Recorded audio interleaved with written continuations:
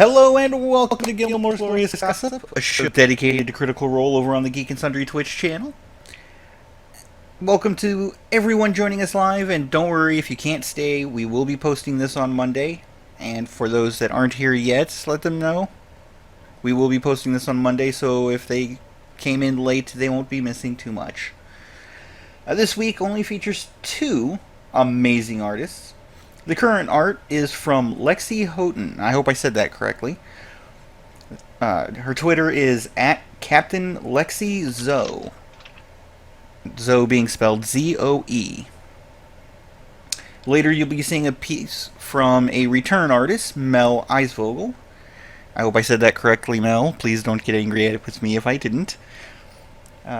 Mel's Twitter is at Monarch Fisher. If you'd like your art feature here, please let any of the show's hosts know via Twitter, and we'll do our best to get it on the show. You can let us know via the official Twitter account at Gilmore_gossip, or you can contact us directly. Don't forget to like and subscribe so you can catch us every Monday. I'm Akiva, found on Twitter at AkivaDavid, AKIVADAPHYDD. And joining me today are my excellent friends and a special guest. So let's introduce ourselves and tell us, do you prefer using minis or theater of the mind, and why? Hello everybody, Kalia, otherwise known as at Cosmic Candy, COSMICCANDI on Twitter. Minis or theater of the mind. I actually use a mixture of both, depending on what I'm doing. If I'm heavily into role play, then I go more theater of the mind. If there's actually going to be a large-scale combat where everything is important, then I'll break out the map, I'll break out the minis.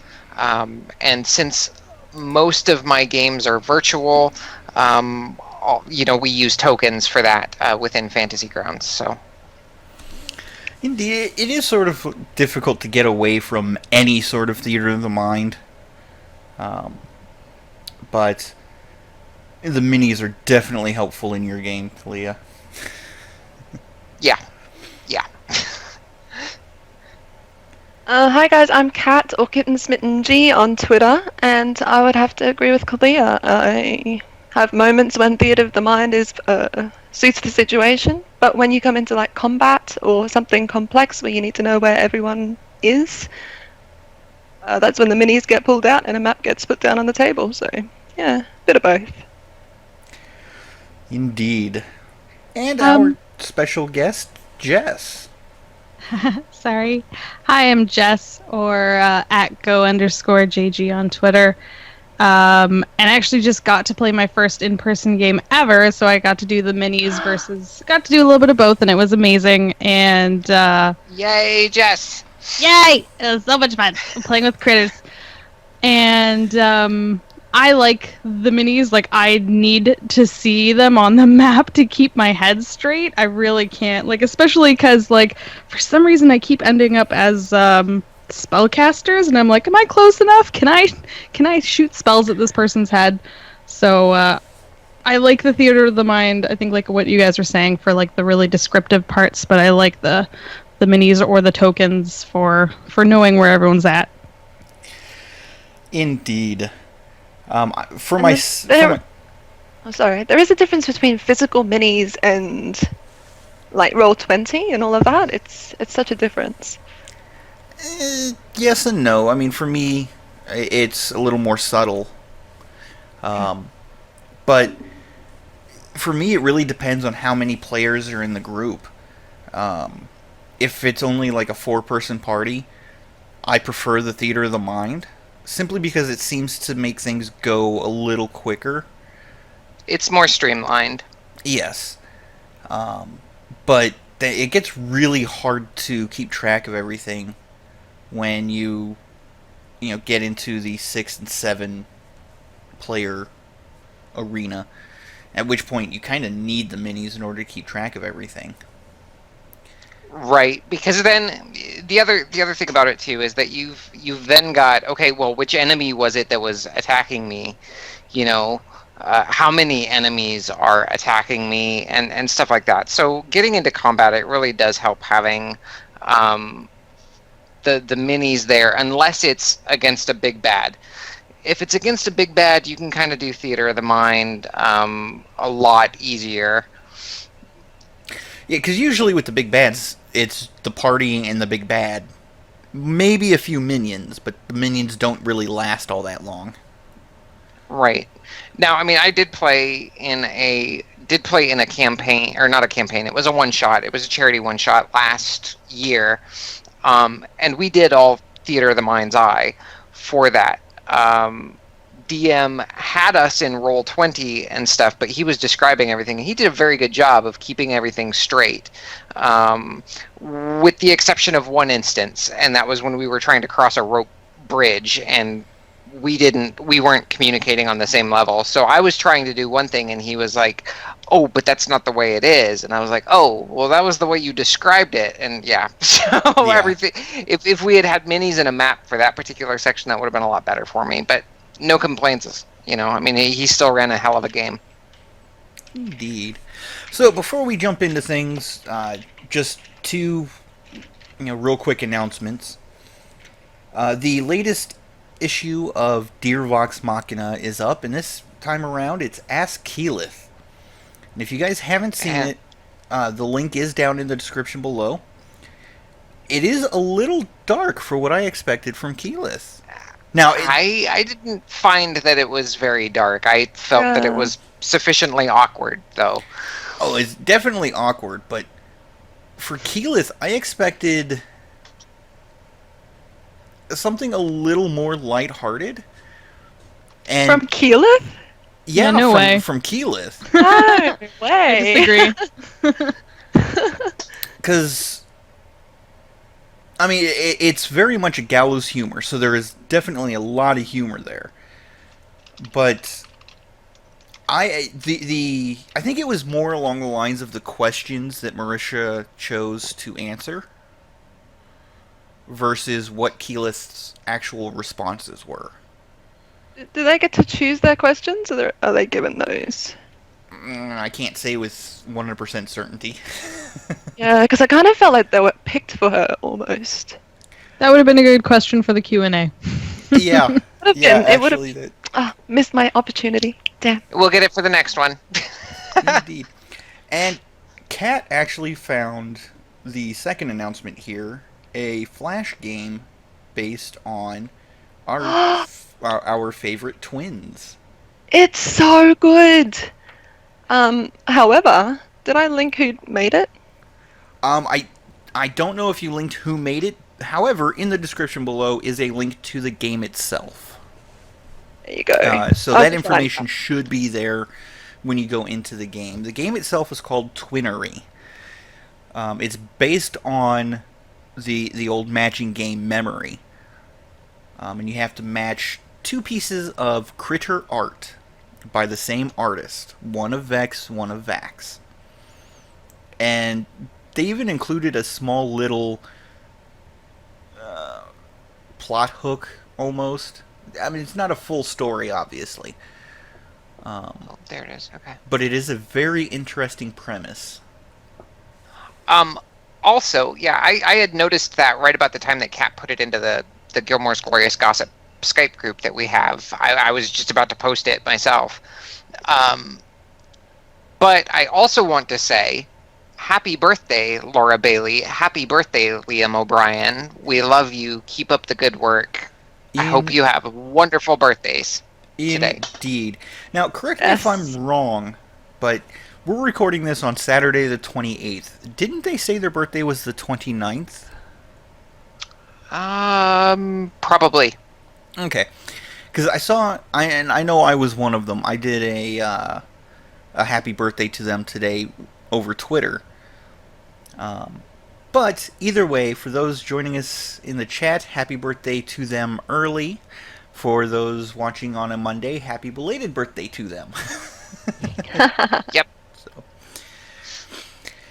all right. Oh, May 28th. Oh, it is today. I just It is checked today. the IMDb page, Liam's IMDb page. Okay, well, thank you much for It's- that. Sorry, I was curious. I had to go see. Not a problem. Not a problem.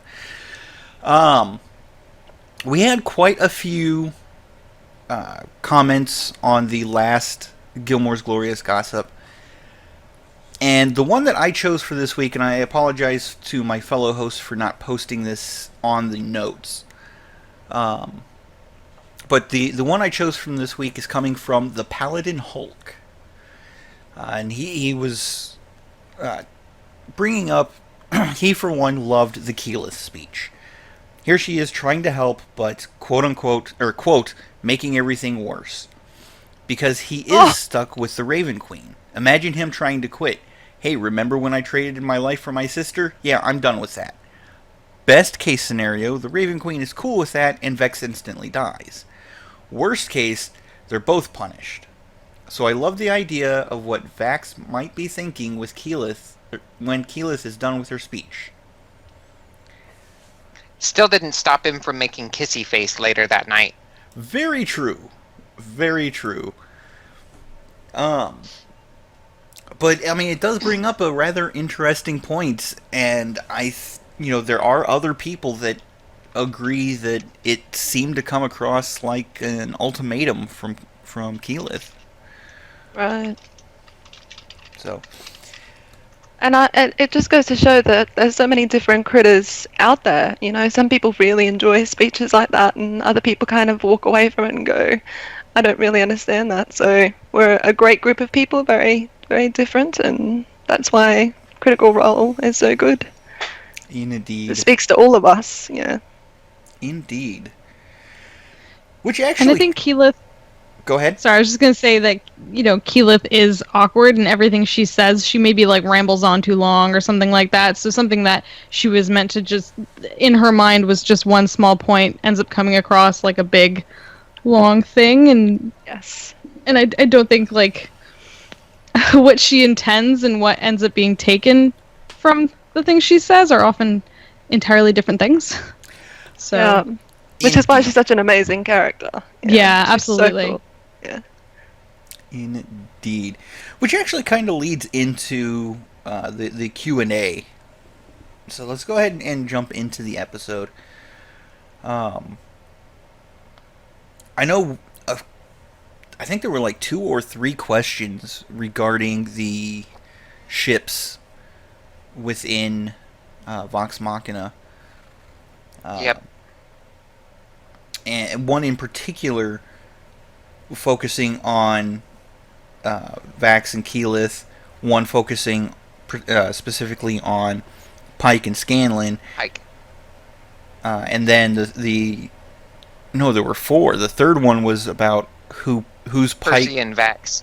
Yeah, who Pike's mysterious love interest was, and then Percy and Vex there. Which is rather interesting because, Lexi's picture being on the screen, I think those of us that are into shipping are kind of hoping will happen. So, I think it was kind of telling, though, that Taliesin was like, really? That's news to me. I don't think he sees Percy and Vex in that way. Really? I saw something completely different in his reaction. I saw almost like a sheepish, I don't want to tell you, kind of a look. It came across to me like a kid caught with his hand in the cookie jar. Yes. Exactly. Like, he was trying to be subtle about it, but we all picked up on it, and now he's like, I've got to cover my ass. Maybe this is why I'm not a shipper. Oh no. Because I read things completely wrong. Not necessarily. Well, no, not necessarily. I mean, in this is one of those instances where it really could go either way. Maybe he was too busy. Maybe he thought the community was too busy shipping him with Lilith. Yeah, Possibly. that too. Possibly, but I don't think they they realize that a lot of the people, not all of them, but a lot of the people that are making the ships between him and Lilith, or any of the main cast and a guest or NPC, with the exception of Vax and Gilmore. Vax and Gilmore being the exception, I think in the majority of the cases, it's more joking than it is Oh yeah. a serious ship. Yeah, that's why we constantly see people on Twitter go, "Thank you for putting up with me. Like, this is just my imagination and where it goes." And they are very accommodating of us as a community and what we kind of like to see Yeah. in our minds. Yeah. One of the other questions that came up was evil campaigns. Yes. I wanted to discuss this because I wanted to see if any of you have ever been in an evil campaign. Yes. I have actually. I have. Really? Mine was actually more one shots. I haven't ever run an evil campaign or been in an evil campaign like that is an extensive period of time, but I like doing the evil one shots. And typically when I do my evil stuff, it's around Halloween. What I did Halloween of last year was I ran a one-shot where everybody got to choose a monster from the monster manual, challenge rating 8 or less, and then I improv'd a story for them. And they went off and they were trying to find the second Horn of Orcus. Nice. That sounds awesome. And previous to that, we were actually a friend of mine, similar thing, did it for Halloween. We got to choose a monster out of the monster manual, and I played a mind flayer named Zarbrain Delicious, which, if you rearrange things, its brains are delicious. And we had an anti-paladin, we had a headless horseman, we had all kinds of fun stuff, and then the townsfolk had come in and invaded us, which prompted us to go then completely destroy that little town for their insolence. So that would be so much fun. Jess, have you been in any evil campaigns? I know you said you were in your first live campaign or first live game recently. I'm not sure if that means you haven't played any online. No, I do play online. I've had 3 campaigns so far, and I've gotten to play in a whole bunch of one-shots, which is like awesome, unbelievable for me because I haven't even been playing for a year yet. But no, I haven't played an evil campaign. It got leaked that someone in one of my campaigns is evil, but And I know who that one is. yeah, I know, and for me that's like crazy. I'm like, oh, I never would have guessed it. No, I'm like, you don't know. Just and I have to keep reminding myself that I don't know. I assume like my character assumes he's a good guy, and is gonna keep assuming that. Indeed. Yeah. Well, But no fully evil. I can't imagine, how would you keep it from going, like, I get what you say when you say one-shots. That would be a fun one-shot, but I feel like how would you keep it from being entirely murder hobo if they're all evil? Well, actually, I was in an evil campaign, and you voiced exactly what I was going to bring up. Amber B had mentioned in the chat that she doesn't know how long an evil campaign could go on without falling apart, to be honest.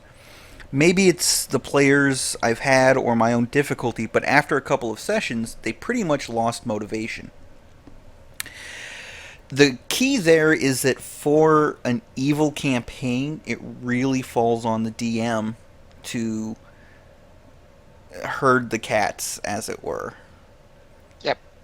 Well, I mean, even in the evil one-shot that I ran, within the first 5 minutes, there was so much infighting that they almost didn't make it out of the cavern to go get the Horn of Orcus. Yes. Indeed. Yeah, I like what Miss Arrow Runner was saying about how he was neutral good and his character's friend was chaotic evil.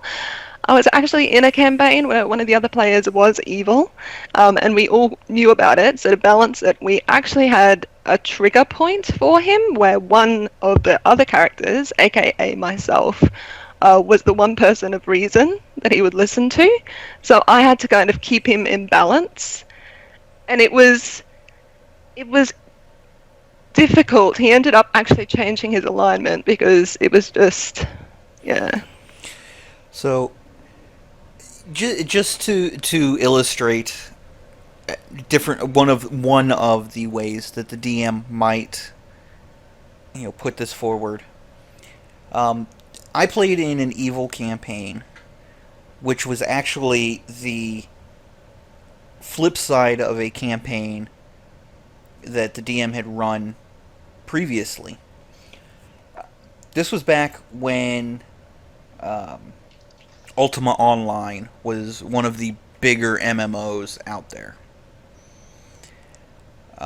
And so the storyline was that the stones that keep the world of Ultima in place had somehow found their way into Faerun, and we had to, or on the good side, they were trying to collect the stones so they could send the realm of Ultima back to its own plane.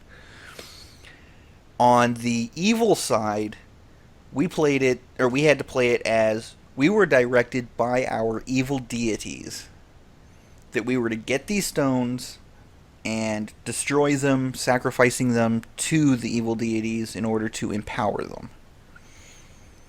So you can run things where the evil players, their god or demon or some uber powerful being is saying, you will go and do this.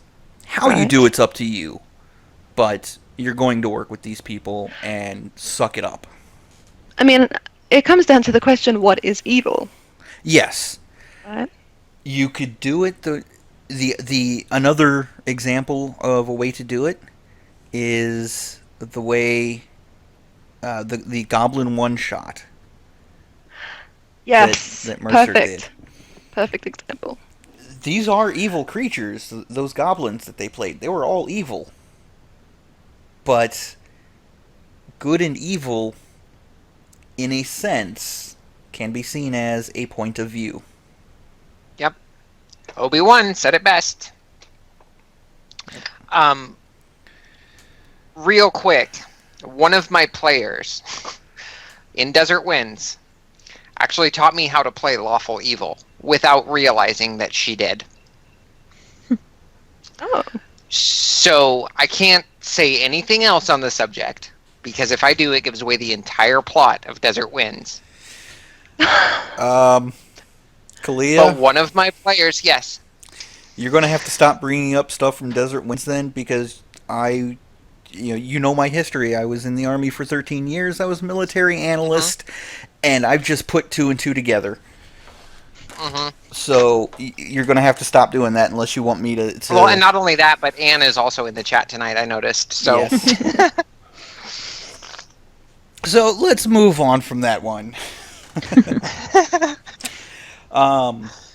Kat, do you want to bring up the next point since... Yeah, I actually loved this. So Ashley was asked a question about blind spot in relation to the mug that she had on set. And she said how she brought it in and she told the whole story about how much, like, all the hoops that she had to jump through to get it on. But what I really loved was the fact that some of the writers are apparently now watching Critical Role, and they've written a section of script where she was able to say, oh, I played D&D and I'm a cleric. And I don't know, it was just something about that. It just shows the power of Critical Role and the story that it tells. Absolutely. It blew me away. I was just like, yes, and maybe one day it can get turned into a show. I was going to say, it's not just Critical Role, though. I think it's the power of D&D. Yes. There's been so many misconceptions over the years, and it's been shrouded in mystery for so long that now Critical Role is kind of the instrument to bring it to light. That Critical Role along with like Acquisitions Incorporated, that's starting to gain some traction as well, but it's twice a year, so not as ready of access to it as Critical Role. But, people are starting to see, it's just people getting together and telling really good stories. And they're like, now that we can see that it's people getting together and telling really good stories and rolling dice to see how successful they are, I can get into it. I can watch it. And it helps, of course, that Mercer's storytelling is far and away one of the highest I've ever seen. Oh, absolutely. And unfortunately, both Critical Role and Acquisitions Inc. do sort of raise the expectation for everyone. Yes. So, for new players at least. So I mean, Acquisitions Inc. is probably more achievable for new players. That's kind of a... I think what... Don't go out and expect that you're going to get a Critical Role. Or an Acquisition Inc. Expect somewhere between the two. Between the two. I've been really blessed with my Desert Winds players. Yes. You guys are kicking ass and taking names. Hey, we are blessed to have you as our DM, because your story is just kick-ass. I think I get what you're saying when you say like it's intimidating, but at the same time, I think it is a good way for people to like dip their toe in. Because I mean, that was it for me. Like obviously, like I said, I've been playing for less than a year. Critical Role is my introduction to Dungeons and Dragons. Where like obviously I'd heard of Dungeons and Dragons, but I had no concept of what it was. Like basically what you're saying, like Keyleth, where it's like it was shrouded in mystery. It was like this thing that I knew existed, but I had no idea what it was. And it was definitely Critical Role that, like, I was like, what is this amazing thing, and how do I do it? Like, that's so cool. Yeah. Indeed. I mean, I'm not trying to upset the I'm not trying to rock the boat by saying it adds pressure to us as DMs. I'm just saying that, new players need to understand that everybody has a different style. Yes, absolutely. Yes, definitely. And every story is going to be a different story. You can't hope to... I mean, it would be silly to want the exact same thing. Like, I don't go into a game hoping to play the exact same game they're playing. Like, I'm not... You know what I mean? I don't want to steal their catchphrases and their characters and do exactly what they were doing. That's not... that's not playing out your own game. That's not living your own story. Yes. Exactly. Perfect. Perfectly said. So moving to the next point in the notes, you're going to have to field this one again, Kat, because I'm not quite sure what you were getting at on that one. Oh, okay. So I'm wondering, maybe someone in the chat might remember. So Keyleth brought up a question in relation to her conflict with Kima, and this is going way, way, way back in the beginning of Critical Role. Oh, that's right. Yeah, okay. and everyone was apparently still confused as to how come they had this conflict initially. And she said, it's actually coming out a lot more now. It's in relation to my connection with religion, and that I don't really like religion. And she kind of hinted at possible issues that she's had in the past with different churches, etc., so forth, which is interesting. I'd probably like to hear a bit more about that in the future. Now, but this confused me. So as she was explaining this, I kind of saw this look come on Liam's face, and I was wondering if he was thinking the same thing as me. In another con panel, or something else I was watching, I don't remember if it was a con panel or an interview, Liam was explaining how he actually did a perception check on Keyleth to try to find out why she was reacting the way she was. And Mercer went over and whispered in his ear, and Liam later on revealed that Matt told him it was because she had been locked down underneath the earth for so long, and she hadn't seen the sun or any greenery, and it was sending her a little bongo. Sending her. I remember that. Yes. Yeah. Well, you have to understand though, we we don't know if the perception was a pass or a fail. Right. Again, That's and then the big part of it. and then there What's your role? and then there are other details surrounding that. You know, she may. I think I know what you're talking about, and this was also, you know, closer to the end of their time in the Underdark, if I'm not mistaken. Oh, was it insight check? Okay. Yeah. Yeah, Oh. perception is Insight. general surroundings. Insight is into a person. Yeah. But, I mean, regardless, the immediate... An insight's going to give you a surface level issue, or a how they're feeling on the surface, what they're projecting. Because without the actual spell read minds, or being a psionic who can read minds at will, you're not going to know those deeper levels. So, what Matt may have meant there was that she hasn't seen the sun, she hasn't been in what she acknowledges as nature for so long that she's starting to crack have cracks in her facade. Basically, she's going stir crazy. And She's going the druid version of stir crazy. Yes. And she Scary. and she's latching on to the easiest target, which in this particular case for her was Kima, because she already had a problem with the religion. Religion. That makes sense. So so remember, players, when you're doing insight checks and perception checks, it's based not necessarily on your role, but a combination of your role and the situation. Yep. And I suppose what that player could possibly know. I mean, Oh yeah. there's no indication that Vex... Oh my god, I did it. Could even have known anything about her issues with religion. So that couldn't have been a connection that he could have possibly made. Exactly. Now, I know that in the chat that, you know, it was at that point it was scrolling by so quickly that the cast didn't actually touch on it. But a few people wondered, well, why doesn't Keyleth have any issues with Pike? Well, the key there is that she's been traveling with Pike since, you know, well before the stream. So they've either already hashed through those problems, or Keyleth has come to realize that Pike's not trying to push religion, and is therefore a little bit more okay.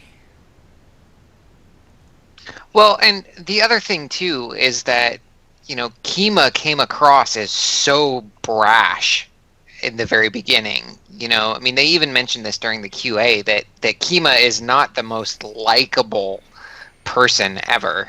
You know, she's got her beliefs and nobody's going to deter her from them. And she's going to go out. She is in all senses a champion of her god. She's going to go out and push the agenda of Bahamut. She's a lot more vocal than Pike ever is. Pike, like, you never hear Pike pushing Saren Ray. You just hear Saren Ray mentioned when Matt is describing her calling on Saren Ray. Right. That's so true. Right. Yeah. And, you know, I mean, I had a cleric that was a lot more pushy years back. My dwarven cleric that would ask everybody first sentence out of his mouth, "So have you heard of Moradin then?" But I mean, that was as far as it went. If they're like, no, I haven't, well, then he would maybe tell them a little bit. And he managed to get a temple of Moradin instated in a city because he was asking everybody. But yeah, Yeah, I does mean, Keyleth really... She doesn't hate people that believe in religion. I mean, when they were in... Why am I forgetting the name? The big city with all the Vasselheim. religions in it. She wasn't like running around burning all the Vasselheim. temples down. Yeah. It's just that she believes in nature above all other things, isn't it? Yes. Pretty much. And you know, as I was saying, I don't know if it was last episode or the episode before, you know, it's quite possible that according to the Ashari, you know, nature does rule above all, and the gods are a part of nature. So, yeah, just food for thought there. There was a question that was brought up regarding the possibility of Matt releasing the The Vegetables of the Virgins quest line. yes. Oh my god, After too it was perfect. done. So good. I had to include this because I love Tuck. Tuck is amazing. Yes. Yeah, Shout out to you, absolutely. Tuck. And We love you, this Tuck. has cracked me up. Yeah, I don't know if she was intentionally making the joke or if it was like an autocorrect type thing. But it was just hilarious. I like that they just kept repeating it too. And it caught Matt off guard too. He's like, "Wait a minute, the what?" He's Yes. like, that's a video that you pretend you don't own. Yes. You kind of keep hidden away. But That and would there be were fantastic though, if he did release it. Oh, indeed. But you know, I wonder if he would release it as like a supplement to the world that he's building, or if he would tailor it to Forgotten Realms or something like that. Well, he did mention towards the end of the Q&A, I believe, during their announcements when he was talking about June 1st in the Wizards of the Coast reveal, that he's been working on something with Wizards of the Coast. Yes. So we're still in speculation as to what that is. That'll be launched, next... Or, On Wednesday. Wednesday. On Wednesday. Oh my god. Trying so hard not to squeal. I can't remember what time exactly. I think it's... It's 4 p.m. Pacific. Okay. And That's for what I was for those thinking. wondering, there will be a live stream on the Wizards D&D Twitch channel. I can put that in chat. WOTC_D&D.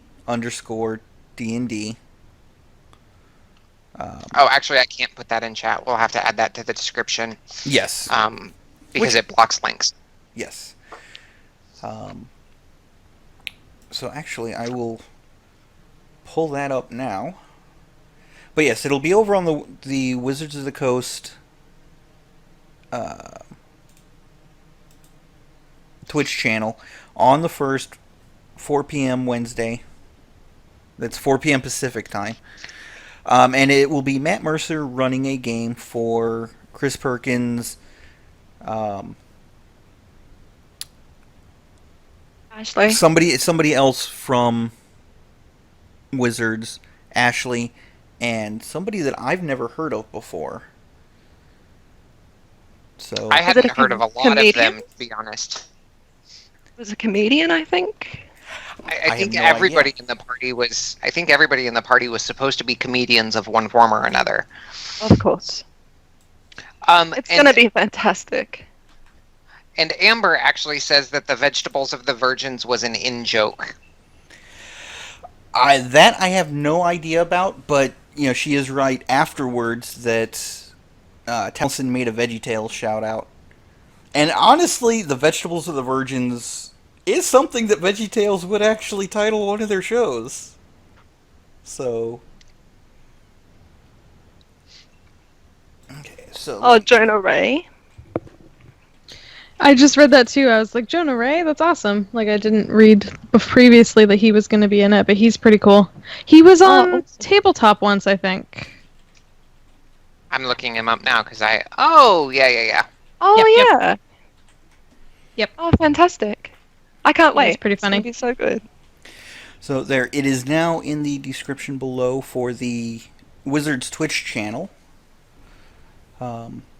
So check that out on Wednesday if you have the ability to do so. It should be quite interesting. I have the ability to do so. I have the ability to do so, and I'm You will going to move do mountains to have the ability to do so. So, so moving into the next question, Liam apparently, the way he put this, I think he's getting a little upset. I mean, he's a professional, so, he's trying to take it in stride. But he's trying to stress that Vax does not have a death wish. Liam does not want Vax to die so he can do a new character.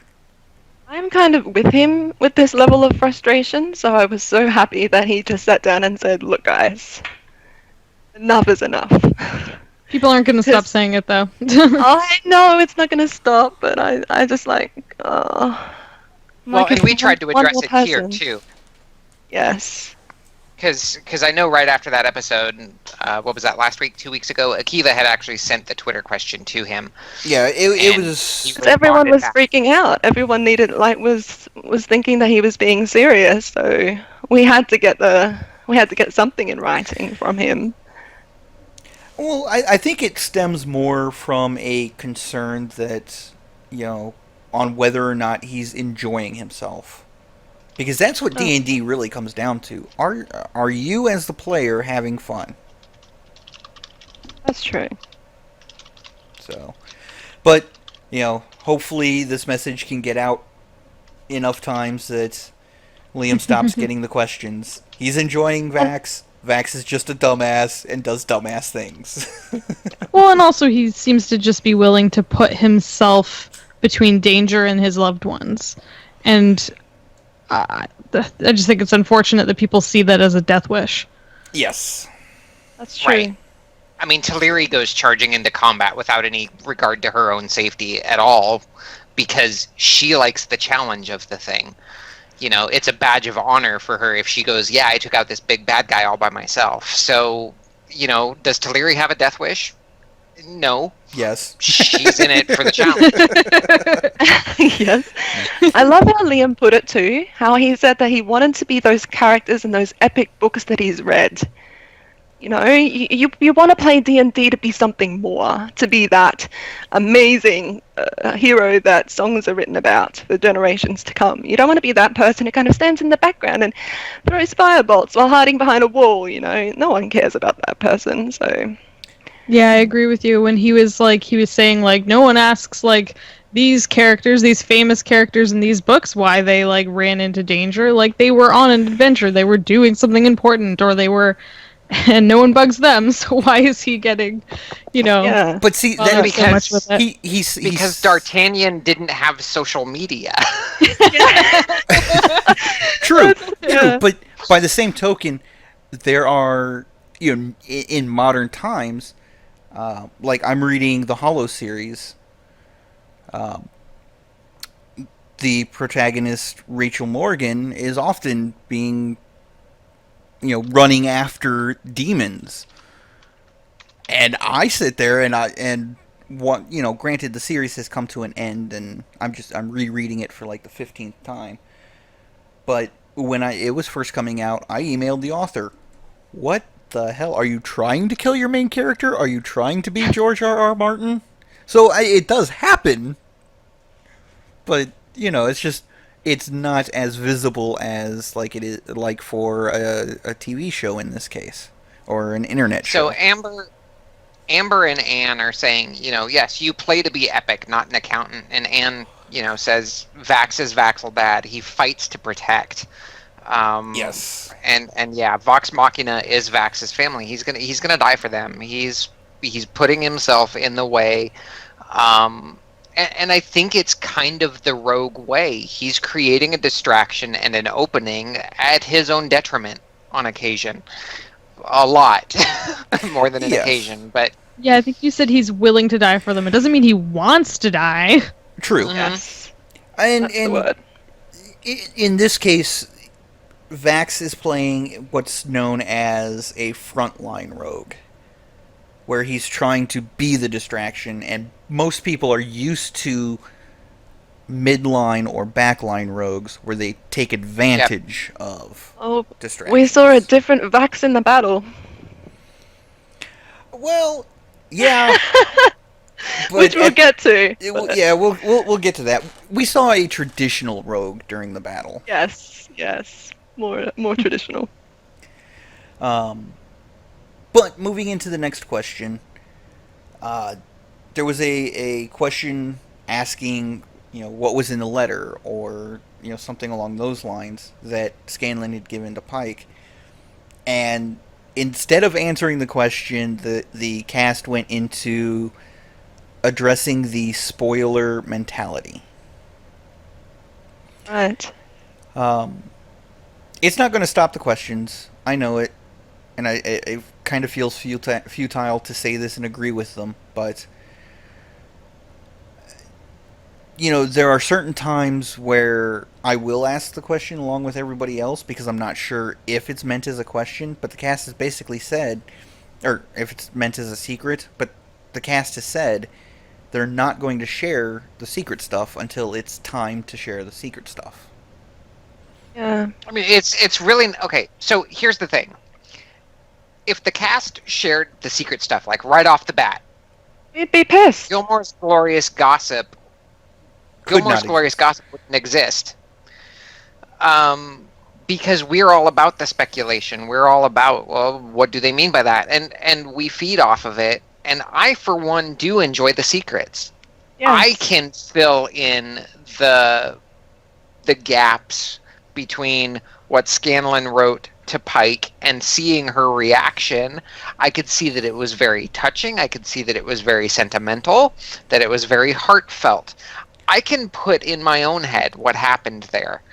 When it comes out, then I can go, okay, I wasn't too far off, or oh my god, I was way off. But until that happens, I'm comfortable creating my own headcanon. It's like a book. Everybody sees the pictures in their head differently. So they're enabling us to do that. Indeed. And, by the same token, I'm one of those individuals that I don't like surprises of any sort. So when there are secrets, I want to ferret them out. But, as Kalia said, this particular podcast would not exist if, Thursday we had Critical Role, Friday we had the what were the characters thinking and what was whispered. Because that would answer all the questions. And granted, I would be satisfied, but there's a lot of people out there that wouldn't be. So. But not only that, it also takes away from the creativity of the players, and it takes away from the creativity of Matt. To have everything revealed all at once. I mean, if we think about it this way, going to a magic show and seeing all of the big tricks on stage, do you get more enjoyment out of seeing the tricks and not knowing how they're done, or seeing the tricks once you already know how they're done? There's YouTube videos that spoil all of the major magic secrets and how they're done. I know for one, yes, I've watched them, but I know for one, now watching those shows, I'm going to be less than impressed, Yeah, but see, for me, I'm the type of person, I want to know those secrets. Because then I can focus on, is the magician's showmanship up to par? I don't think it hurts to ask. I think it's fine for people to ask, but then I think you need to be happy with what answers they're willing to give you, sort of what they're willing to lay out, and what they're going to be like. Well, you don't get to know that right now. It'll come, as it unfolds, and part of the enjoyment is the unfolding and sort of getting the hints and being able to guess. And indeed, as Amber just said in the chat. Spoilers are satisfying for a minute, but detract from the story as a whole. And I think that's the way most people see it. I'm just the oddball. That's all. So, but were there any questions that anybody else wanted to address? There was something that I had mentioned in our chat earlier, and I don't remember what it was right off the top of my head. That's when my headache was full blown. In the Gilmore's Glorious Gossip chat, or in a private? Yeah, in our Skype chat.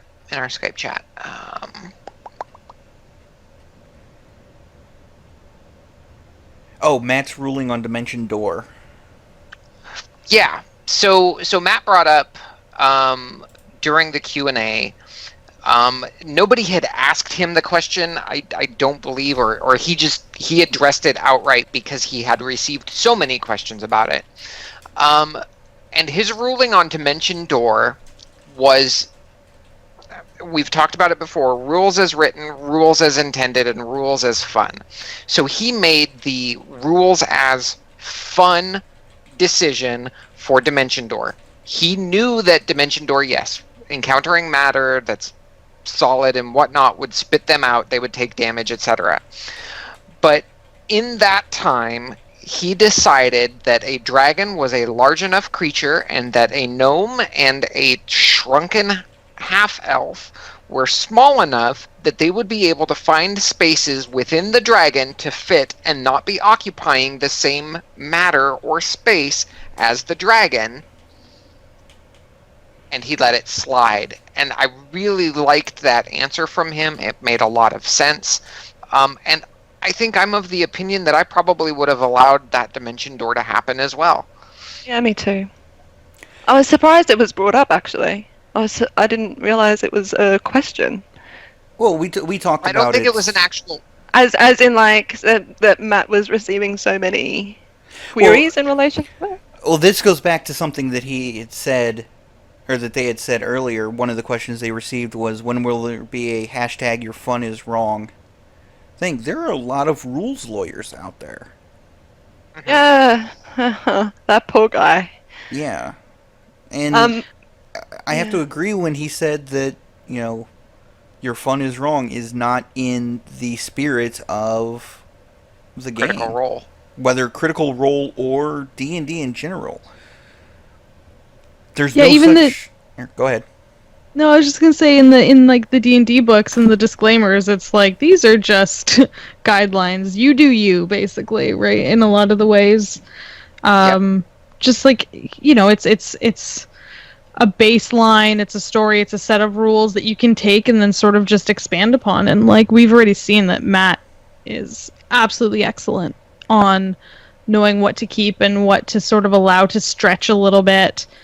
And I mean, I wish they didn't, like, I was unhappy with the fact that, like, how much Matt was seeing the chat, and he kept being like, oh, chat, leave me alone, and I was like, oh, poor guy, because he normally goes through the whole game so he doesn't have to see the chat, and to see it live as they were doing things, there was a few more times that we saw him second-guess himself, and we never see that in-game, and, like, I wish he didn't have to feel that at all. Yes, me too. And it was funny for me to actually see that because I'm like, hey, that's a typical night of Desert Winds. Absolutely. Absolutely. Anyone that plays on Roll20 or just like streams it on Twitch or whatever has had that. Like any DM that has, the chat up while they're DMing a game on Twitch has absolutely like read the chat and seen some sort of argument and second guessed themselves. And even as a DM, even if I'm not looking at the chat, I'll make the ruling at the table, and then I'll hear, even from my players on occasion, that's not the way it works. I'm like, we're going to push on past it. I've made the ruling. So, I mean, and I try to be consistent in the way that I handle those things, so that, the player gets fair treatment out of it, so that they don't feel like they're being bullied, I guess, is the best way to put it.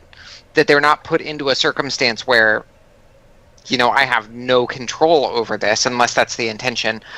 But I try to be fair and keep my rulings consistent. But yeah, I was looking at that going, this is a typical day in my life of Desert Winds. Yeah, those rule books are huge. Indeed. And it's seeing the confusion, not only from Matt for this one shot, but seeing the confusion that it causes you each week when you do see stuff like that. I almost want to say, hey, stop looking at the chat, Kalia. It's your game. Right. But Yeah. I did want to bring out one last question from Miss Arrow Runner, just because it was brought up here. yes. My favorite answer was the whole "duh" from "Is Vax bi?" and it made me laugh really hard.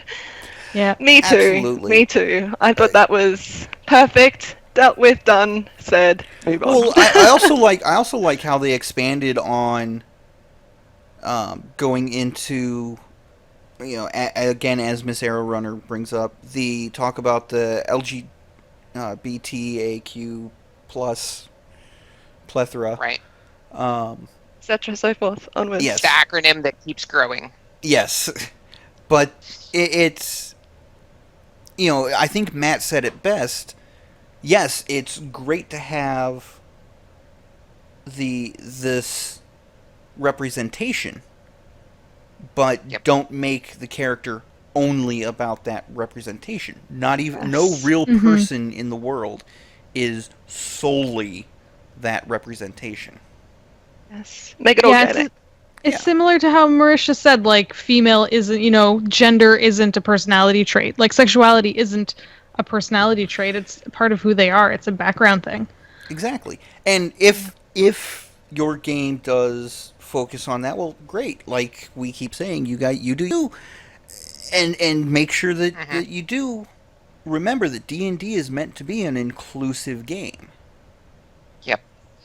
Yeah. If you guys haven't seen it yet, there's a movement going around on Twitter called #NotAtMyTable, and what its spirit is to make the table a safe place for everybody to play, regardless of gender, regardless of religion, spirituality, sexuality, whatever. We're trying to make the table a safe place to play, and those of us that have kind of taken onto this not at my table, we'll make it be known that you're not going to run into that stuff at our tables. So I like that. I like that a lot. I just realised I didn't even make this connection before. I play a bi character. Nice, get it. In my campaign.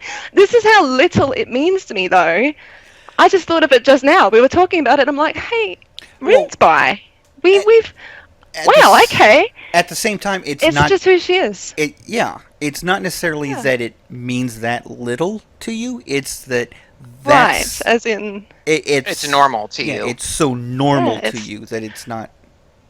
That's who she is. So so that's how you want to do it. You want to just make it that, oh yeah, and she's this orientation and move on. Yeah, exactly. Tal'Dorei is a lesbian, so well, there you go. See, represent. Yeah, it's never come up like in my games in that like it's sort of what you're just describing, where it's like not something that you would bring up so as to have this whole thing. It's just part of who they are. But I have a character, I don't want to get into the politics of it, but their race is very open sexually, right. And so she wouldn't even consider gender as a coming into play. Yeah, whoever she likes is whoever she likes, and it doesn't matter, it's about the person, not about like what kind of person the person is. I don't know. I'm not describing it well. No, you are. That sounds familiar. We just brought a player into Desert Winds, and her character is very sexually open. So yeah. Yes, and honest, and part of the role play bringing that character in. My new character, grew up and entered into a rather repressed,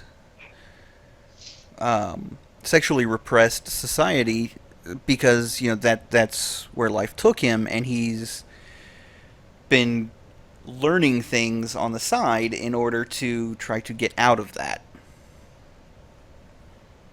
So. Right. Yeah. So that's kind of opposite.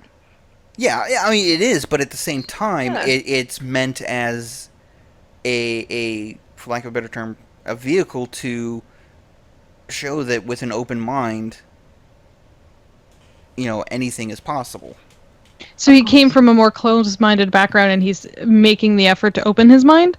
Yes. That's very cool. And he hasn't explained that part of it to the party.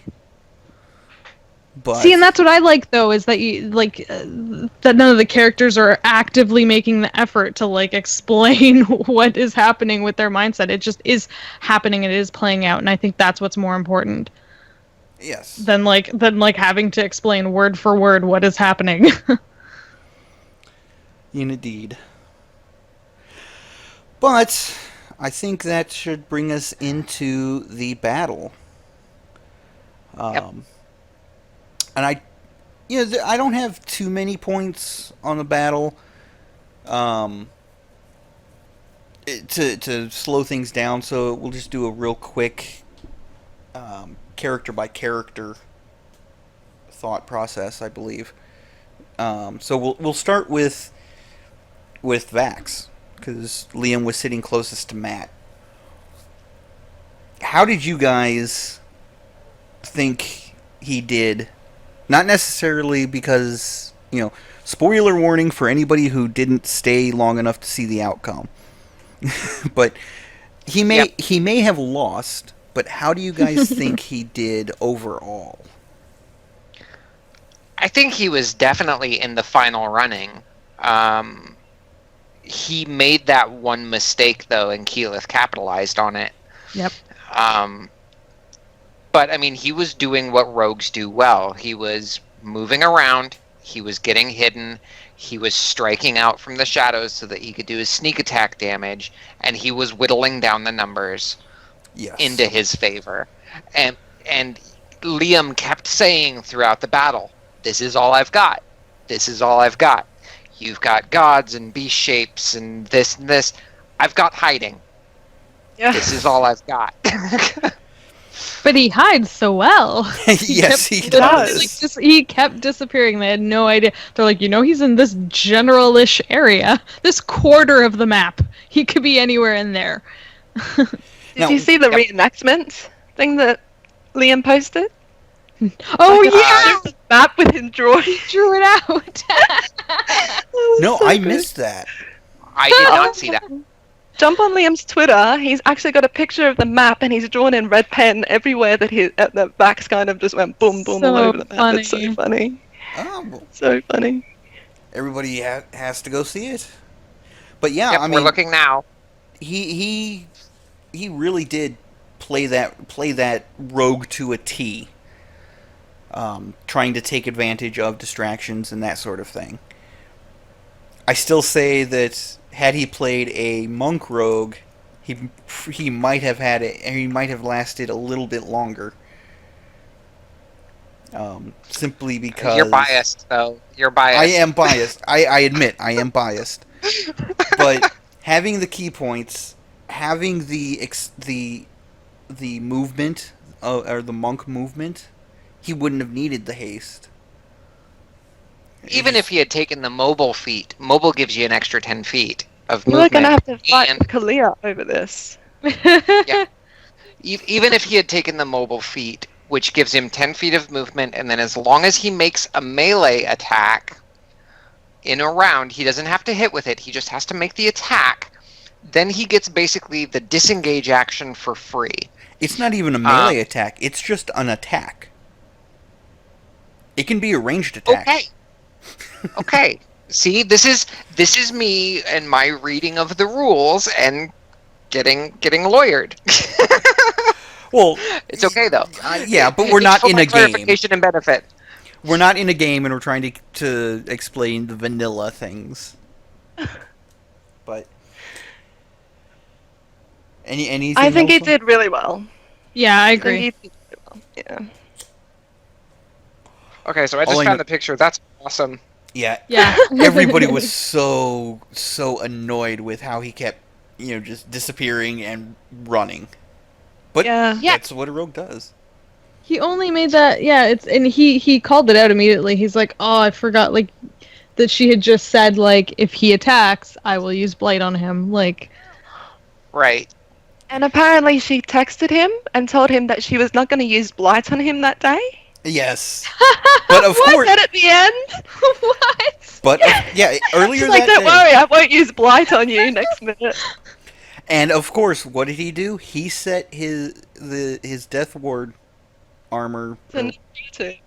So that it's necrotic specifically for that reason. Yep. And it still ended up killing him. So, moving on to Keyleth, who was sitting next to him. So Keyleth played the classic camper. Yes. She of course crushed the wall in 2 different locations to divide the map, which I thought was really smart. And then she set herself up basically a little room with a hole that she could see out of, and she was spell sniping. So she was playing to her strengths, because she was the first one to go last time around. Yes. Second this time. And it almost cost her again this time when she went into her earth elemental form and then melted into the ground, and she was going to go pop up somewhere else and then found out, oh, there's lava directly underneath us. So, I mean, she was playing to her strengths, though. Druids should engage off the front line. In certain instances, yes, they're tanky, and against certain characters, she could have probably done really well with Vax toe-to-toe if she could have kept him in sight. Oh, yes. But he was just going to keep disengaging and hiding, so she didn't really have the opportunity to do that. And instead, she kept striking at Percy and Pike, who didn't really have those outs. Honestly, what I thought she was going to do, once Matt had said, you know, you feel the searing heat, and he revealed the map, and there was lava there, I thought she would have done the classic camp, or druid camp, of, I'm going to go fire elemental and go into the lava. Because nobody could have touched her there. But she didn't. I think it, and I can't say this for sure, it may have been an accidental min-maxing on her part where, you know, the earth elemental has more hit points and more resistances. Has more hit points and more resistances and stuff like that. Tremor sense, yeah, as Anne in chat just points out. Although she wasn't too sure what tremor sense did in the beginning, but she worked it out in the end. Yeah. Yeah, it ended up being really useful to her. She always knew where he was. And I just want to pause for one moment, slightly off topic here. Miss Arrow Runner, that is 1d4 psychic damage for your pun. Thank you. She says, well, you got to camp because it was intense. IN''TENTS.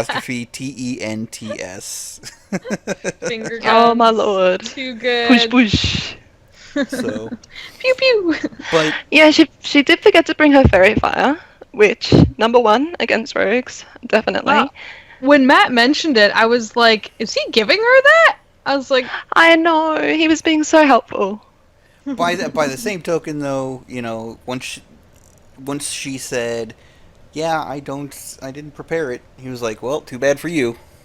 Yeah. And I've felt that feeling before, where I've forgotten to bring things to a particular battle, or I've forgotten to do something, and your stomach just sinks. And my stomach sank for her, because I'm like, oh, you poor thing. She got other spells instead. I thought she did really well. I was really impressed with her total tank approach. I liked that everyone else was kind of bursting and wasting spells on each other, while she kind of created her fort around her, and I really liked it. Yeah. What do you think, Jess?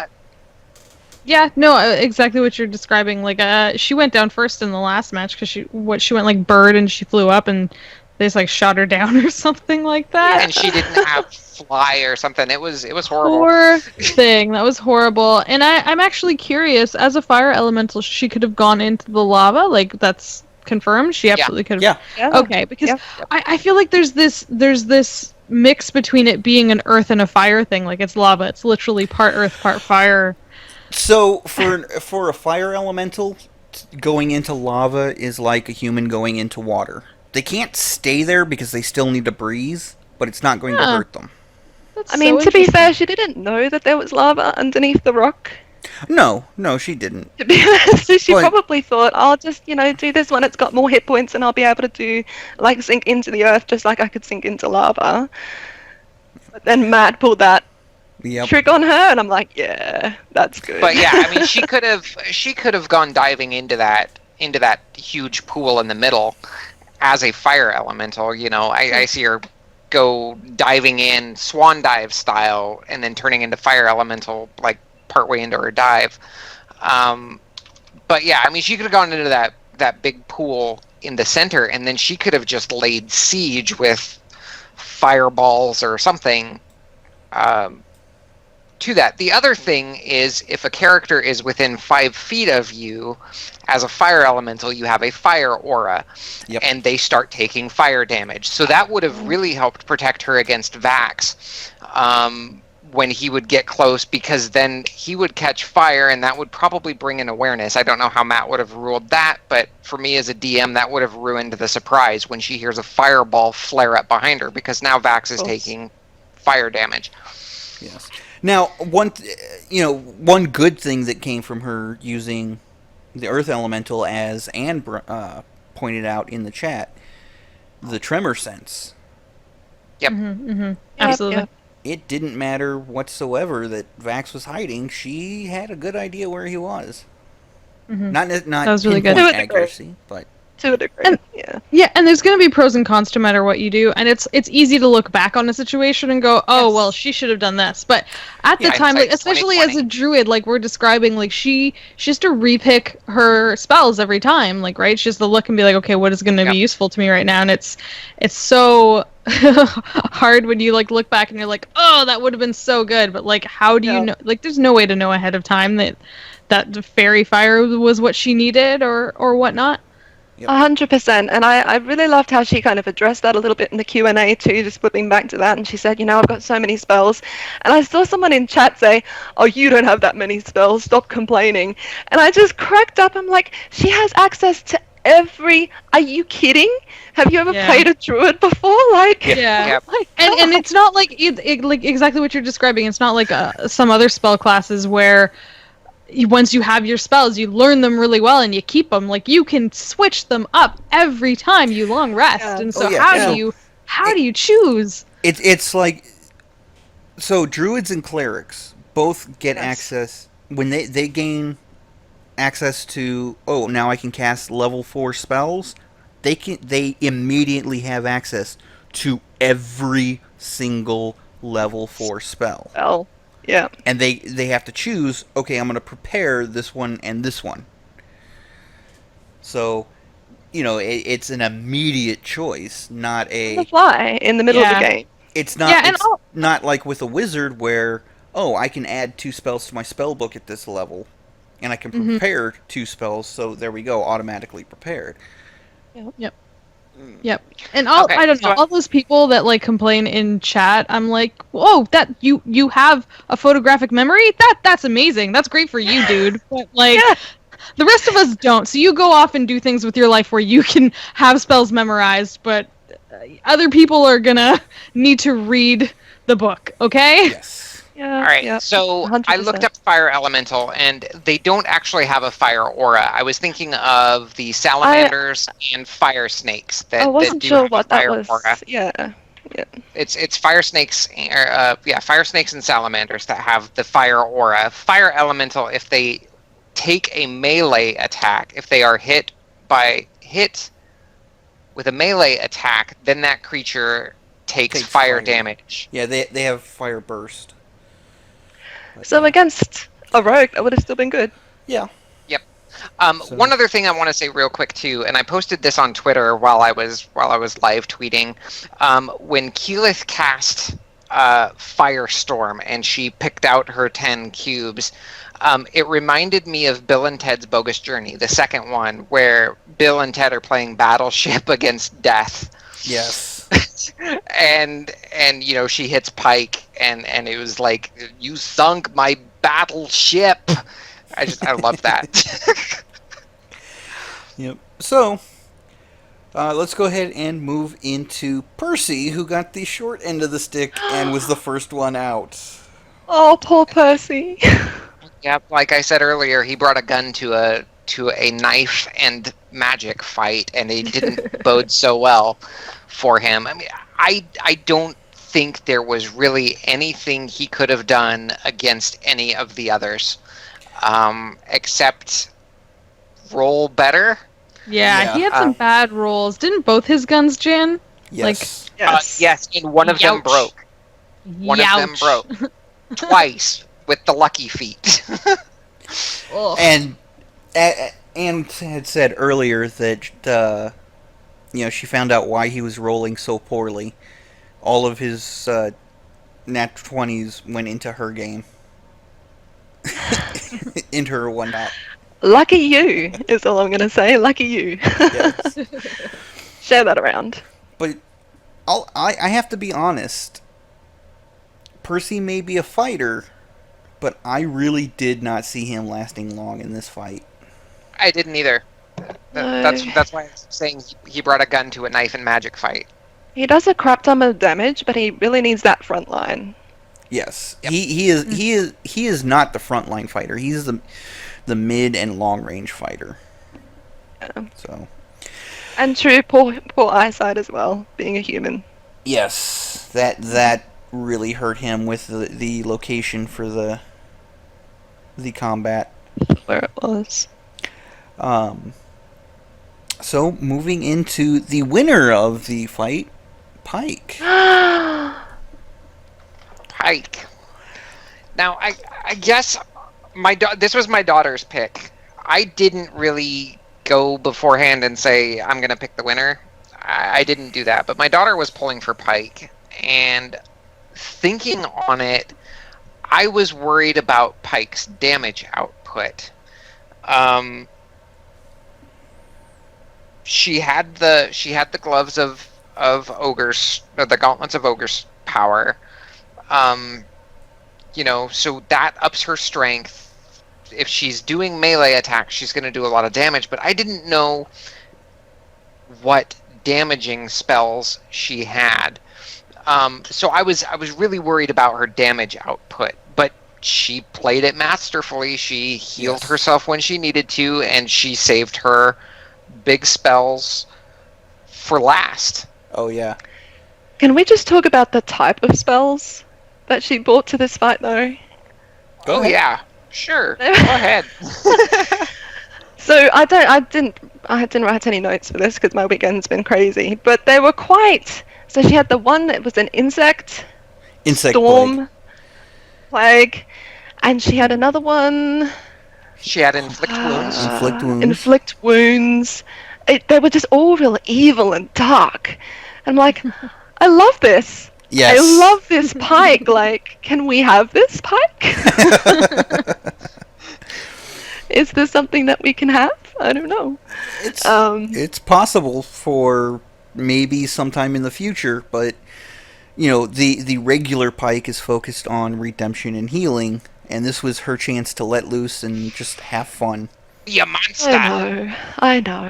It was just so good. But I just the ending to this battle was so epic. It had me on the edge of my seat. Yes, Pike at the very end. It was Pike against Keyleth, and Keyleth had 40-something hit points. Pike only had 4. I thought Keyleth was down to 14. I think she had less. 14. I Yeah. think- No, 14. not no, I think no. Keyleth was down to 14. No. Oh. It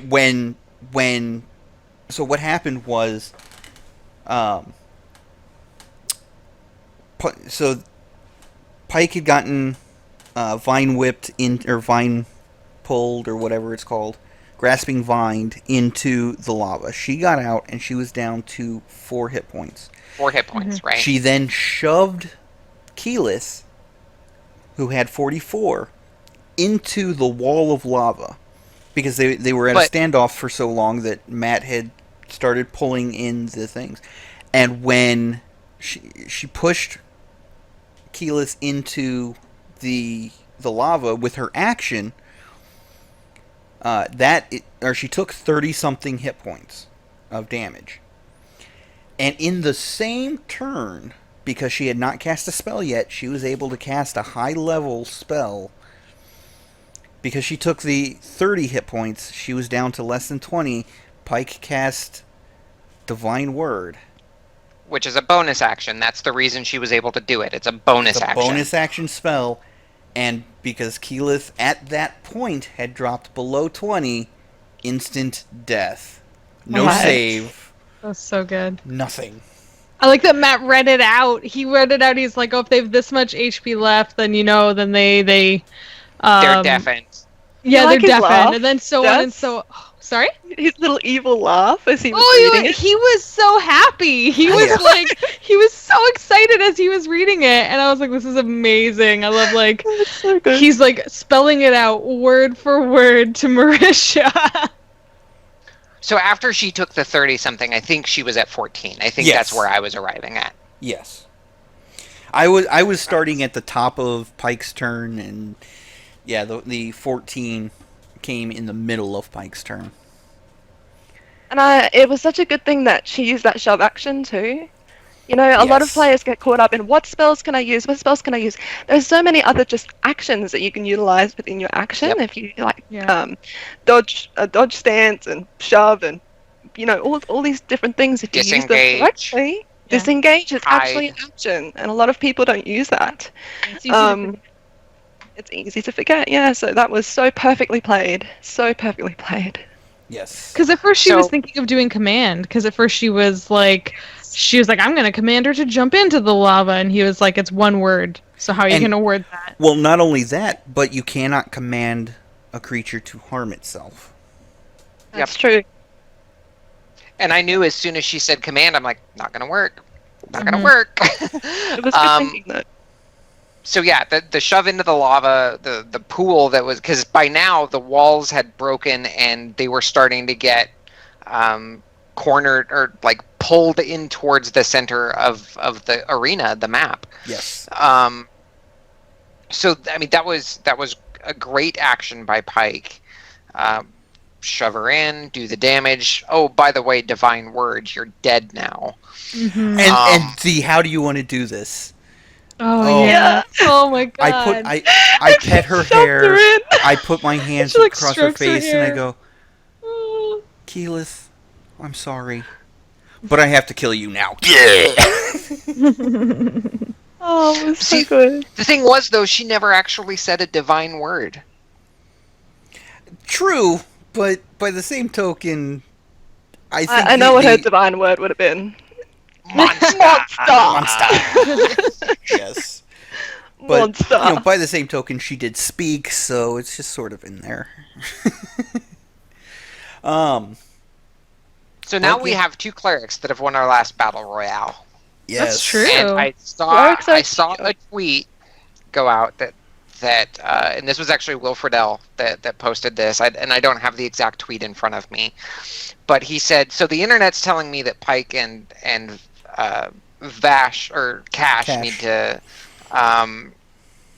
to fight, but I say we need to join hands and rule the world together. Yes. Actually, I'd really love to see that battle. That would be I want to see it insane. too. So, Check it out all there. right. Well, Anyone who might be listening. Well, that brings us to the end of the episode, the Battle Royale and Q&A, and brings us to our DM's Corner. This week is coming from a YouTube comment left by Cryomancer Maurice. I haven't seen him in the chat today, but I know he watches, so hi Cryomancer, thank you for your input. This week's question: is it better if a DM has a player who has to permanently leave the game due to real-life issues, conflict in game for whatever reason, has been absent a lot, etc.? Do you incorporate the character's absence in the game somehow, like they retire from the adventure, or adventure on their own elsewhere, at least giving the possibility of returning? Or are you just one and done, move on? I think this majorly applies to those who publicly play games, like in streams and conventions and demos, and I know from watching the show how things turned out for at least 2 characters, but I just want your opinion on the matter, and would you hold it against them? The first thing I want to say before we give any other opinions, real life must always come first. Yep. So if a player has to leave a game because they have a real life issue, a family member that's sick, whatever, real life must come first. You may feel, aggravated or whatever. Do not hold a grudge. Yep. So, all right. I guess I've got a lot of space to talk on this because Desert Winds does not have any of my original players in it. Started the game and we played for several weeks and one of my characters just quit showing up. No call, no message, didn't tell me anything about it. That third week that he didn't show up without any kind of message or anything, I removed him from, at the time we were playing on Roll20, I removed him out of our Roll20 campaign. There were no other words said. I didn't message him on Twitter. He didn't message me. I removed him out of the game, and that was the end of it. Other players I've had, Anne actually is one of my players for Desert Winds. She had to go to the Philippines, and she was really worried. She's like, am I going to get kicked out of the campaign because I have to go to the Philippines, and I don't know when I'm going to have internet and all this other stuff. I said, you know what? It's a situation that you know about. You told me about it when you joined the game. And as long as you keep me in the loop, I'm good keeping you around. No problem. Mm-hmm. I had another player say, I can't do the time zones. Time zones are too tough. Said, you know what? I understand. That's great. Have, good luck in all the rest of your games. And we parted ways mutually. Had another player that had real life stuff come up. She had to leave. All right, wish you the best. There's a spot at my table open for you if you ever get the chance to come back. So the only thing for me is, as long as I'm being kept in the loop, I'll keep you on. Mm-hmm. When you stop showing up without any kind of communication to me, that's it. I'm not upset. I'm not salty, It happens. Is it detrimental to the party in some instances? Yes. Is it detrimental to my story in some instances? Yes. But I can work around that. It's my job as a DM. So anyway, off my soapbox. Yeah, I think it's a sign of a strong DM to be able to take those circumstances and mold them into something positive within the game for the players that are still there, and not to take it personally. I have had a player leave my campaign simply because he just didn't feel like he had the time in his life anymore to do it. I understood completely. He said, I had the best time. He said, it was so good. I've never played D&D before, and now, if I ever can, I will again. So it was so positive, but I still had that moment where I was like, is it me? Did I do something? Is my campaign, kind of taking it almost in a negative aspect? You're taking it personally. I take it personally. With Desert Winds. Don't do that, guys. Don't do that, because it's not on you. You're still doing 100% perfect. It's just that real life does happen, and sometimes people, just need to pull out. And I've actually turned his removal from the game into a bit of a trip. Later on, the guys are going to come over him later on in the game. I mean, that's a choice a DM can do. They can say, and the guy, left, and that was the last you ever heard of him. It's really how you want to handle it. But it's, important that you don't take it personal. Yes. 100%. Jess, I know this is DM's Corner, but for this particular question, I am kind of interested in a player's point of view as well. I mean, I think it's the same. I think it's very similar in that at the end of the day, communication is the most important thing. It's not, it sucks for everyone when you're just blindsided. When someone legitimately has something happen in their life, you can never hold it against them, and you never should. And like Leah said, like, can it suck for the story? Yeah. Can it suck for the players? Yeah. But life comes first, and you have to I mean, you shouldn't burn bridges just because someone has something happen in their life. Like, I've like everyone's saying, I've had people like leave campaigns, and you're sad to lose that character. You're sad to lose that person, but they got to do what they got to do, and you know, hopefully it's on good terms, and if there's a way for them to come back and like maybe their character can visit, that's an exciting thing. I know that's something that has been discussed in some of my games where, you know, we're like, oh, can this character come back and visit? And they're like, maybe, hopefully, one day in the future, we'll see that person again. You know, like, just don't kill off the character. Just let them go home for a while or something. And I love how you said that is don't burn bridges. That's Yeah. so important, because you could take it, you know, in such a negative way, and you could be like, well, screw that person, I'm never speaking to that person again, and cut them off. And like with Kalia as well, you know, don't burn that bridge, because you don't know when they're going to come back. You don't know when they're going to return, and they, you know, in your next campaign, they might be a fantastic player, and they might sit through the entire thing, and you're like, you know, thankful that you never cut ties with them. You don't know. Yeah, Well, like and not if only that was that- someone, yeah, if that was someone Go you ahead, liked, Jess. if that was someone you got along with, and you like them, you like their character, and like it's just stuff happens. Stuff happens in everyone's life. Like, you can't hold it against them that they had to leave a game. Like, come on, man. Like, Yeah, it's a game. It's a game, and you know, if you cared about that person and you liked them and you liked playing with them, why are you suddenly gonna like hate their guts for a stupid reason? Like, just just let them do their thing. Maybe they'll come back, maybe they won't. You can still talk to them, and Yeah. Right. Indeed. The other thing too for me is that by not being a jerk, when somebody has to leave my campaign, word of mouth gets around, you know, and people that are looking for games will talk about their previous DMs. And if somebody in the community gets salty, I mean, this is a fairly large community, but word of mouth with social media and everything gets around, and if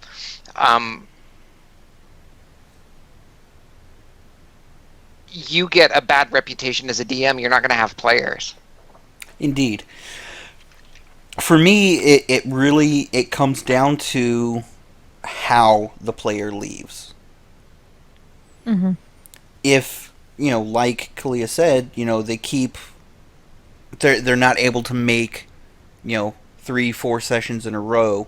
If they let me know, hey, I've got this going on, or I've got that going on, so I'm going to miss a month of games. Okay, no big deal. We'll still be here when you get back, hopefully. But Yeah.